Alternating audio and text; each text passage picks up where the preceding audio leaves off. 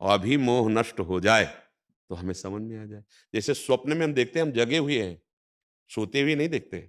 हम देखते हैं बहुत लोगों को, बहुत भोगों को, बहुत प्रकार अनुकूल प्रतिकूल परिस्थितियों को। क्या होती है क्या? नहीं होती। स्वप्न में कुछ नहीं होता। जब हम जगते हैं ये पता चलता है, अगर उस समय स्वप्न में हमें कोई चाकू से मार रहा है, हमें कोई कहे कि झूठा स्वप्न है, तो हमें विश्वास नहीं होगा, हमारा हृदय भयभीत होगा, बचने की कोशिश करेगा। और अगर हम उसे जगा दें, तो उसे विश्वास दिलाना नहीं पड़ेगा, वो पक्का हँस देगा कि अरे यार! ना तो कोई मारने वाला था, ना कोई चाकू थी और कैसा भयानक क कोई-कोई तो रो पड़ता है, लोग दौड़ते हैं, तो अरे ये तो स्वप्न देख रहा था। मतलब इतना तादात्म्य हो जाता है। ये मोह निद्रा, मोह निशा सब सोव निहारा, देखे स्वपन अनेक प्रकारा। अभी हम जो आपको जगा रहे हैं, तो स्वप्न ही में जगा रहे हैं, क्योंकि हम हैं और तुम हो, यही स्वप्न का परिचय है। जब जगोगे, तो सिर्फ आप होगे, न हम न तुम दफ्तर गुम, एक परम तत्व। चाहे कृष्ण मानो, राम मानो, ब्रह्म मानो, ईश्वर मानो, जो बोल पाओ वो एक तत्व है। जब जगोगे तो जानत तुम्हें तुम्हें हो जाई, जेहि जाने जग जाए हेराई, जागे जथा सुपन भ्रम जाई। हाँ, अब उसको बिल्कुल सरल भाषा में समझो। 1 करोड़ घड़े रखे हुए हैं, उसमें सूर्य का प्रतिबिंब 1 करोड़ दिखाई दे रहा है। 1 करोड़ घड़े फोड़ दीजिए, क्या सूर्य को कोई फर्क पड़ा? क्या सूर्य करोड़ थे? क्या सूर्य का नाश हुआ?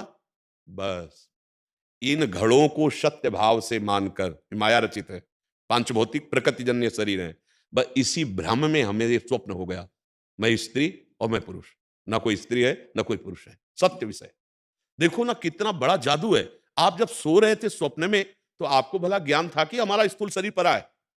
हमारे स्थूल शरीर को कोई पीड़ा नहीं है, सैया पे आराम से इसी रूम में पड़ा है। नहीं ज्ञान था ना? ये जागने पर पता चला ना कि वो झूठा है। अभी ज्ञान हो जाए आपको, तो ब्रह्मविद ब्रह्मैव भवति। वो ये देख पाएगा कि एकमात्र प्रभु है। अब जैसे किसी ने प्रश्न किया था इसी में कि यदि हम ब्रह्म हैं तो हमारी शक्तियाँ कहाँ हैं? जैसे ब्रह्म की शक्ति है, उत्पत्तिम च विनाशम च भूतानामा गतिम गतिम वेति विद्याम अविद्यारम षट्टारो भगवान इति। वो उत्पत्ति करना, विनाश करना, पालन कर नाना प्रकार की उसकी शक्तियाँ हैं। समुद्र और तरंग भेद हो गया, उसको बोला गया समुद्र और उसी में जो लहरें उठती हैं उनको कहा गया तरंग। अब ज्ञान से देखिए तरंग का नाम क्या हुआ? क्यों हुआ? क्योंकि वो समुद्र में वायु विकार हुआ, तो तरंगायमान जो हुआ उसका नाम हो गया तरंग। अगर वो वायु हट जाए, शांत हो जाए, तो आप क्या कहोगे? समुद्र। अब समुद्र में मिलने पर वो समुद्र है, नहीं तो तरंग ही कहा जाएगा। अब तरंग की ताकत समुद्र जैसी नहीं रही। वायु हटे तो समुद्र ही है। एक बूंद समुद्र का अलग रहेगा तो अस्तित्वहीन रहेगा और वो बूंद गिर जाएगा तो अगाध समुद्र कहा जाएगा। अभी आप अलग हैं, आप अपनी शक्तियों को भूल चुके हैं, अपने स्वरूप को भूल चुके हैं। अभी आप तरंग हैं। जब समुद्र में माया विकार रहित होकर आनंद समुद्र में डूबेंगे तो तस्मिन तज्जने भेदा भावात, भगवान और भगवान के भक्त में अभेद स्वरूप हो जाता है।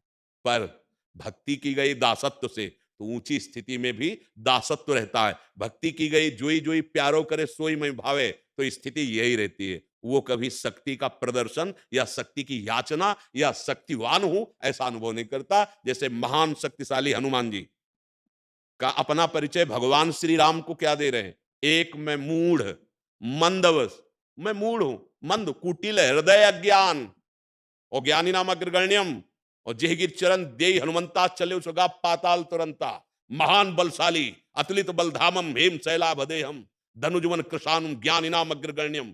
ऐसे महापुरुष क्या बोल रहे हैं? एक में मूढ़ मंदवस कुटिल हृदय अज्ञान। विभीषण जी से क्या असमय अधम सक, क्या शक्ति नहीं हनुमान जी में? क्या शक्ति नहीं? राम काज कोई भी ऐसा नहीं जो हनुमान जी ना कर सके। कोई कोई भी ऐसा। अब भक्त का हृदय कैसा होता है? बोले मैं कितना अधम हूं विभीषण जी, कैसे बताऊं? ये तो रघुनाथ जी की हम पर कृपा है। जिसको शक्ति का जागरण हो जाता, प्रदर्शन थोड़ी होता है। वो तरंग समुद्र में लीन हो गई, अब उसका कोई अस्तित्व तो नहीं रहा, क्योंकि जब मैं था तब हरि नहीं, अब हरि है मैं ना है। बात समझना है। तो ये जो तर्क प्रकट किया जाता है, जैसे कहा था कि भगवान के नाम के वस्त्र आदि टेटू आदि कराना, हाथों में मेहंदी में रचवाना, मुझे लगता है जो आराध्य देव का नाम हम जितना सम्मान करेंगे उतना ही हमारे ऊपर कृपा होगी। तो एक ने कहा कि जब पुल बन रहा था तब राम राम लिख के पत्थर में डाला गया था, ऐसा नहीं है। राम नाम हनुमान जी ने जब एकांत में बैठे थे तो ऐसे अपने नखों से चीर कर पत्थर में लिखा राम, और ऐसे डाला और प्रवाहित हो गया। पीछे भगवान खड़े देख रहे थे, उन्होंने एक पत्थर डाला, डूब गया। भगवान सकुचा गए। हनुमान जी ने कहा प्रभु पत्थर में नाम का सहारा हो गया इसलिए तर गया, और आप अपने कर कमल से जिसे छोड़ देंगे वो डूब ही जाएगा। जो पुल बना तो समुद्र वर्णन करता है प्रकट होकर, नाथ नील कप नल नील कप दो भाई लरिकाई रिस आशीष पाई। लरिकाएं बाल्यावस्था में इनको एक ऋषि ने वरदान दिया था कि बड़े से बड़े पहाड़ को आप स्पर्श करके रख दोगे वो डूबेगा नहीं, वो तैर जाएगा। प्रसंग को पढ़ना, जो पुल बना है वो नल नील स्पर्श करते जा रहे थे, और उसमें जो नाम रचना पर्वत पे या पत्थर पे वो हनुमान जी एकांत का विषय, इधर की बात उधर घसीट देने में नहीं। अगर कोई भी राम भक्त है या कृष्ण भक्त है उसके सामने लिख दिया जाए मानो कृष्ण, अब रख पैर, नहीं तो गर्दन उतार देंगे, तो गर्दन उतरवा लेगा, पैर नहीं रखेगा। आप विचार करो भाव का विषय है। तुम जितना नाम का प्रभु का आदर करोगे, अच्छा कैसे कर सकते हो? अपने प्यारे की छवि, अपने प्यारे के नाम, उसका आदर आप नहीं कर रहे, तो यही तो हम लोगों में मूर्खता छाती जा रही। थोड़े से पैसे के लिए, थोड़ी सी भूल में हम अपने प्रभु के नाम, अपने प्रभु के रूप ऐसे छपवा कर ऐसे नालियों में, ऐसे कूड़ादानों में लोग फेंक रहे। नहीं नहीं भाई, तुम आदर क्या करते हो अपने? कहते हो हम ऐसे, अरे अपने इष्ट के नाम का अपमान करते हो, अपने इष्ट के। और तर्क कितना है, स्वीकृति के लिए नहीं है, नकारात्मक के लिए है। अगर कोई संत, कोई भगवत प्रेमी महात्मा उसका आदर आपके सामने प्रस्तुत करता है तो आपको स्वीकार करना, वचनम करिष्ये तौमे, फिर उसका अनुभव करो आनंद का। तर्क, और तर्क असंगत, श्रद्धा के आगे तर्क नहीं टिकता। श्रद्धा भगवान की प्राप्ति कराती है और तर्क हमें भ्रमित कराता रहता है। तो हमें चाहिए तर्क छोड़कर ये विश्वास माने भगवान शिव की बात कि उमा कहो मैं अनुभव अपना, सत हरि भजन जगत सब सपना। हमें व्यवहार करके इसे सत्य नहीं मानना, सत्य इन्हीं में भगवान बैठे हुए उनको मानना है। आप क्या कहना चाहती है? हाँ जी, मैं ये कहना चाहती हूँ कि जैसे ना हमारी चोट लग जाती है, एक्सीडेंट हो जाता असल बात, स्वप्न में अगर चाकू मारी जाती है तो लगता है है ना। कि हमें उसका पूरी जिंदगी कष्ट भोगना पड़ता है। हाँ, आप ये बताओ, स्वप्न भर में अगर हमारे 4 चाकू ऐसे मारी गई तो जब तक जगेंगे नहीं तड़पना पड़ेगा ना। ये जग जाओ भाई, ये तुम नहीं हो, ये मरेगा, ये नष्ट होगा।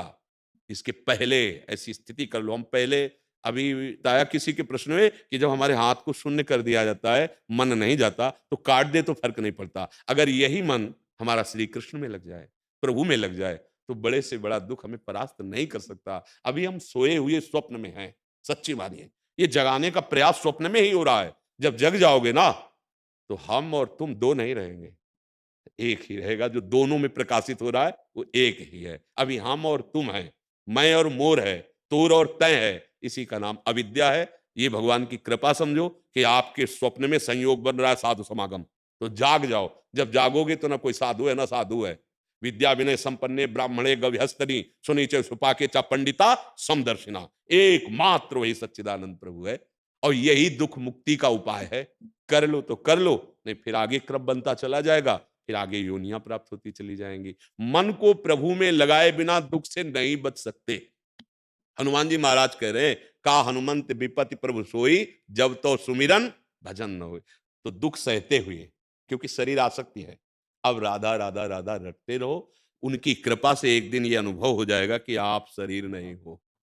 पक्का। महाराज जी, आपकी कृपा चाहिए, आपकी कृपा से ही सब हो रहा है। हम तो यही, अगर हमारे जीवन का अगर सार समझो ना, जैसे गन्ने का सार रस, और रस का सार गुड़, गुड़ का सार चीनी, चीनी का निखार मिश्री, समझ पाए ना। ऐसे हमारे नैष्ठिक ब्रह्मचर्य, वानप्रस्थ सन्यास, फिर वैष्णव धर्म, पूरे जीवन का सार भगवान के आश्रित होकर राधा राधा राधा राधा राधा। इसीलिए हर प्रसंग में कहते हैं मान लो हमारी बात, सहारा गोविंद का और पुकारो राधा राधा, भागते गोविंद चले आएंगे, भागते कृष्ण चले आएंगे। दो नहीं है, रसोया परमानंद एक द्विधा सदा, वो प्रेम खेल के लिए राधा कृष्ण के रूप में है, वही परम रसोया परमानंद एक ये द्विधा सदा। वो स्वयं अपने आप से दो रूप में है, एक प्रिया रूप, एक लाल रूप। राधा राधा राधा राधा राधा रटो, और अब इसमें संशय मत करो, तुम्हारे ऊपर बहुत कृपा है। अगर कृपा न होती तो अब मोहि भाव भरोस हनुमंता, बिन हरि कृपा मिले ने। आपके जीवन में संत समागम नहीं होता।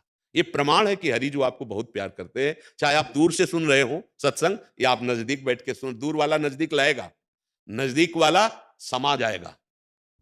अब दूरी नहीं हो सकती। अगर आप हमारी बात पकड़ लिए तो जहां हम हैं वहां के लिए जैसे हम दौड़ लगाई तुम्हें नहीं लगानी पड़ेगी।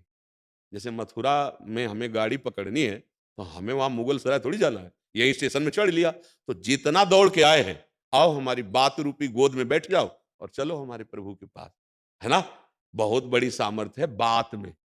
बात अगर मान लिए तो आशीर्वाद मांगने की जरूरत नहीं, वो मिला मिलाया है। देखो बातें का चमत्कार देखो, आप अपना समय छोड़कर आप वृंदावन आए, पैसे लगा कर आए, आप बातें सुनने आए हो और यही बात आपको भगवान से मिला देगी। बस इसको स्वीकार करना है, स्वीकृति हो जाए तो बस। कुछ समझ में आया हो या ना आया हो, बुरे आचरण न करना, राधा राधा रटना, मंगल तुम्हारे चरण चूमेगा के। हम विश्वास की बात, अनुभव की बात, शास्त्र सम्मत बात, राधा राधा।